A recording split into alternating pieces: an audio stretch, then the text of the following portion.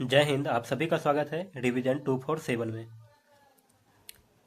आज set number 2 करने वाले हैं जो कि 28/12/2020 का है, शिफ्ट 2 का है। कंप्यूटर में सहायक मेमोरी या सेकेंडरी मेमोरी का हिस्सा है। मैग्नेटिक टेप, सीडी रोम और फ्लॉपी, ये तीनों जो है सहायक मेमोरी अर्थात सेकेंडरी मेमोरी के अंतर्गत आता है। ठीक है। भारत का पहला परमाणु ऊर्जा स्टेशन की स्थापना कब किया गया था? 1969 में। भारत का पहला परमाणु ऊर्जा स्टेशन स्थापना किया गया था कब? 1969 को। अदिश राशि है द्रव्यमान। द्रव्यमान क्या है? एक अदिश राशि है। किस नियम के अनुसार स्थिर ताप पर गैस का आयतन दाब के व्युत्क्रमानुपाती होता है? तो याद रखना है कि बॉयल के नियम के अनुसार। बॉयल के नियमानुसार में ताप स्थिर होता है और गैस का जो आयतन होता है दाब के व्युत्क्रमानुपाती होता है। परिसंचरण तंत्र का अंग है हृदय, रक्त, धमनी, ये तीनों क्या है? परिसंचरण तंत्र का एक अंग है। ठीक है। कंप्यूटर की भौतिक स्मृति से संग्रहित परिणाम निकालने की प्रक्रिया को जाना जाता है, तो किस नाम से जाना जाता है? तो याद रखें, आउटपुट प्रोसेस के नाम से जाना जाता है। टेक्सोनोमी का जनक किसे कहा जाता है? तो कार्ल लिनियस को। टेक्सोनोमी का जनक किसे कहा जाता है? कार्ल लिनियस को। सापेक्षता का सिद्धांत किससे संबंधित है? अल्बर्ट आइंस्टीन से। सापेक्षता का सिद्धांत किससे संबंधित है? अल्बर्ट आइंस्टीन से। भाभा परमाणु अनुसंधान केंद्र बार्क।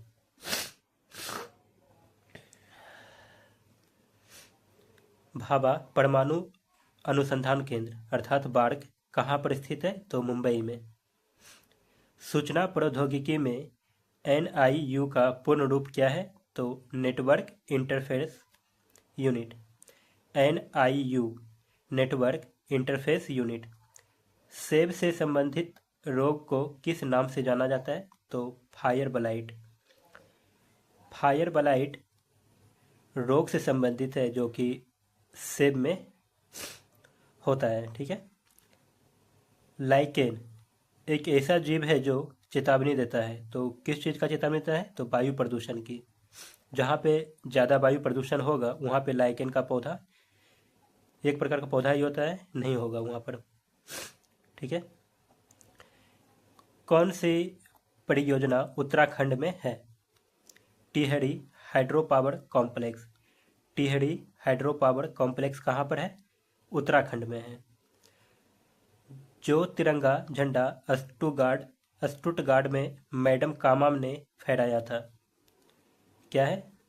जो तिरंगा झंडा जो है स्टुटगार्ड में मैडम कामा ने फहराया था, उसे चोरी छिपे ब्रिटिश भारत में कौन लाया था? तो इंदुलाल याग्निक। इंदुलाल याग्निक ने भारत में लाया था। भारत के संविधान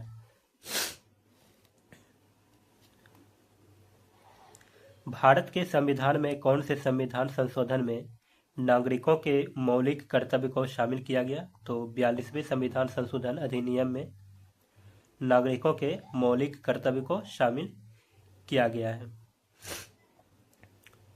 कौन सा पुरस्कार संगीत से संबंधित है? तो ग्रैमी पुरस्कार जो है संगीत से संबंधित है। भारत में राष्ट्रीय आय की गणना का पहला प्रयास किसने किया था? तो दादा भाई नौरोजी ने। राष्ट्रीय आय की गणना का पहला प्रयास भारत में किसने किया? दादा भाई नौरोजी ने। सूर्य का चमकता हुआ सतह क्या कहलाता है? तो फोटोस्फीयर कहलाता है। मोपला विद्रोह किन वर्षों के बीच हुआ? तो 1921 से 1922 के बीच मोपला विद्रोह। भारत सरकार ने इंद्रधनुष फ्रेमवर्क कार्यक्रम की शुरुआत किस लिए की थी? इंद्रधनुष फ्रेमवर्क कार्यक्रम की शुरुआत किस लिए की थी? तो सार्वजनिक क्षेत्र के बैंकों का पुनरुद्धार करने के लिए। ठीक है। येन किस देश की मुद्रा है? तो जापान की। जापान देश का मुद्रा का नाम क्या है? येन। किसने ईस्ट इंडिया कंपनी के खिलाफ प्लासी का युद्ध लड़ा था? तो सिराजुद्दौला ने। सिराजुद्दौला ने ईस्ट इंडिया कंपनी के खिलाफ प्लासी का युद्ध लड़ा था? कौन से राष्ट्र ने 5 बार कॉमनवेल्थ गेम की मेजबानी की है? ऑस्ट्रेलिया। ऑस्ट्रेलिया देश जो है 5 बार कॉमनवेल्थ गेम्स की मेजबानी की है। साहित्य अकादमी का मुख्यालय नई दिल्ली में है। प्रसिद्ध गोल गुंबद कहाँ स्थित है? कर्नाटक में। प्रसिद्ध गोल गुंबद कर्नाटक में है। जालियांवाला बाग नरसंहार किस तिथि को हुआ था? तो याद रखिए कि 13 अप्रैल 1919 को हुआ था। इस समय जो वायसराय था कौन था? Lord Chelmsford. उर्वरक क्रांति में उर्वरक क्रांति से कौन सा रंग संबंधित है? तो याद रखिए कि भूरा रंग है। उर्वरक क्रांति से संबंधित रंग कौन सा है? भूरा। पृथ्वी ग्रह का वह क्षेत्र जहां जीवन मौजूद है उसे क्या कहा जाता है? तो याद रखें उसे जैव मंडल कहा जाता है। कौन से राज्य में विधान परिषद है? आंध्र प्रदेश में। बाय ऑप्शन इसका आंसर यहाँ पर दिया गया है। आंध्र प्रदेश में विधान परिषद है। संयुक्त राष्ट्र सुरक्षा परिषद का मुख्यालय कहाँ पर स्थित है? तो न्यूयॉर्क में है।